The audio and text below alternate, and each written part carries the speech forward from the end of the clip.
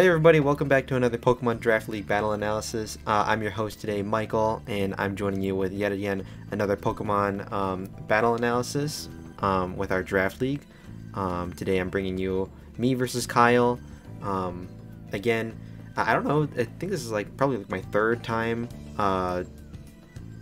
doing my own battle, but yeah, let's hope this is a fun one. Well, I know what happened, but you don't, so let's just go and we'll see what happens in here.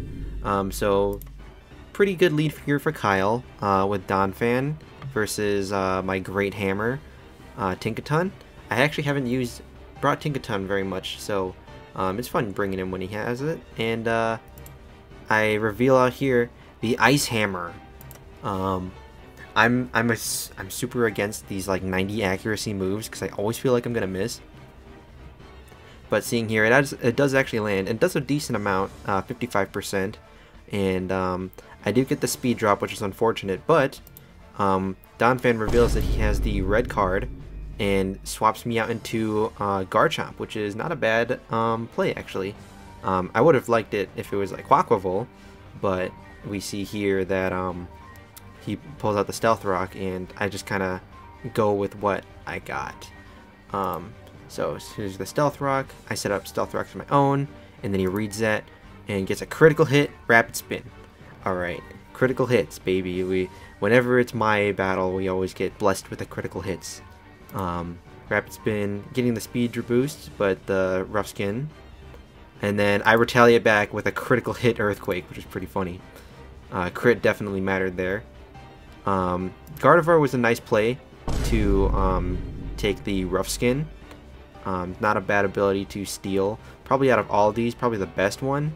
Because, I mean, other than Levitate. Levitate would have been the best ability. Or like Moxie. No, I guess not really Moxie. Moxie is attack. Mold Breaker would have been pretty nice to steal. But Rough Skin also probably up there with a pretty good ability to grab. And then I go out into Umbreon. I'm not quite sure what my thought process was here. If I was thinking he was going to Moonblast, I would have probably went back out to Tinkaton, but I didn't, and I went instead for like a safer play, but it kind of works out, so we see what happens here. It goes for a Calm Mind. Again, Kyle always going for the setup moves, and then I yawn, so that forces him either to switch out or fall asleep. He Terra Grounds, expecting me to go Tinkaton, but I just wish instead. And then I switch back out into Tinkaton here. Gardevoir falls asleep. And then from here on out, I just kind of knock off spam because I am in fact choice banded.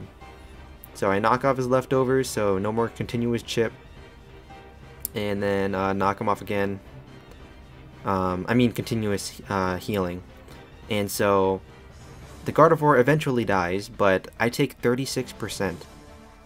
Which is actually pretty big. I thought that, you know, in the moment I was like, oh, you know, Rough Skin damage is fine. It's not ideal, but it's fine. But 36% is a lot, and I don't think it really matters. But if it was like a closer game, that definitely is not something that should be taken lightly. 36% is so much chip damage. And then Kyle goes straight onto the Volcarona, which I go, great. This is perfect. This is my time. My Iron Valiant, I can show you here, is, has the Mirror Herb, and then it has Moonblast, Shadow Ball, Liquidation, and Close Combat, with 4 in attack, but mostly special attack, and that's because I knew Kyle was going to bring either Dragon Dance, Calm Mind, or Quiver Dance on Volcarona. I just knew. So, like, yes, this is the moment where he Quiver Dances, right? Because I mean, like, he just straight up Calm Minds with Gardevoir, but no, he sets up a sub. Brilliant, really smart play here. He sets up a substitute to kind of scout to see what I'm doing, and then I'm like, great, this thing gets Psychic. Why does it get Psychic? I don't know. It gets freaking Poison Jab. Look at this freaking moveset. This thing gets a ton of moves. It gets Acrobatics. It gets Double Edge. It gets Giga Drain, Leeched Life. It gets Poison Jab. Why does it get Poison Jab? It gets Wild Charge. When is this thing conducting electricity? Since when? So he sets up a sub here, really smart, and I start to freak out because he didn't do the thing that I thought he was gonna do, and he can hit me with a psychic here, and then I die. So I'm like, alright. I switch back out into Garchomp, and that's where I fucked up. Because he sets up a Quiver Dance now, and I'm like, great, I should have just stayed in. I should have broke the sub with Liquidation, then steal the Quiver Dance boost, and then kill him again with Liquidation. The Volcarona dies, and then from there it's game over. You know, I have Shadow Ball for the Goldingo, I have Moonblast for the Salamence, Ditto, I have Moonblast as well. I mean, yeah, like, I guess maybe Choice Scarf Ditto would have been a pretty good counter. But he would have been Choice Scarf too. So, and then I would have, but I could have went to like Tinkaton or something. I could have stopped it. Is the main thing. I could have stopped this thing, no problem. But here it's bad. It's bad. I Dragon Claw, pop the sub, then Flamethrower kills me. It's just, oh, I'll spare you the trouble. It does not matter what happens here. The Substitute coming out again into Quaquaval. It gets another Quiver Dance, and then I Terra Water here. It's just, it does not matter. Psychic kills me anyways with a +2 special attack.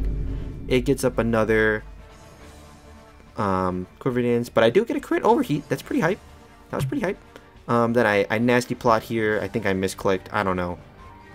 It's just able to just keep going here. And then, yeah, I try to get the Mirror Herb, but it does not matter at this point. And that's just a clean, easy example of why Volcarona is in Ubers. It's because Quiver Dance is so good on this thing. I just got 6-0'd. And I'm pretty sure, yeah, I just was like, alright, it does not matter what happens here. And then, yeah, that's it. So really well played from Kyle. I mean, abusing the broken mons he's got. I could have done something differently here, but he had answers. He had the Ditto, which was honestly a really good bring here. I think if he didn't bring the Ditto, and I popped the sub, that would have been game. But yeah, I didn't go into many rolls or calcs here. I figured this was such a quick battle. There's no real point in doing calcs. But I mean, if you want to see what my team was, I got you here. Like I said, Iron Valiant, Mirror Herb, with a bunch of really just coverage move, Moonblast, Shadow Ball, Liquidation, Close Combat. I had Expert Belt, Garchomp, Dragon Claw, Earthquake, Rock Slide, Stealth Rock, Choice Band, Tinkaton. I had Play Rough and Gigaton Hammer. They were calling for a Gigaton Hammer, but I couldn't do that because I was locked into knockoff. Then I had Kobo Berry in case Dragon or Salamence wanted to use dual Wing Beat. I could have taken one hit with the Kobo Berry. And then Aqua Step for like Moxie Sweeping, you know. Then Rotom Heat with the Heavy Duty Boots, so I didn't get chipped from Stealth Rocks. Unfortunately, that didn't matter. And then Terra Ice was for the Dragonite. I keep saying Dragonite, the Salamence. You know, I had that Electric Thunderbolt, the Bolt Beam combo, you know. And then Umbreon with max defense, just in case.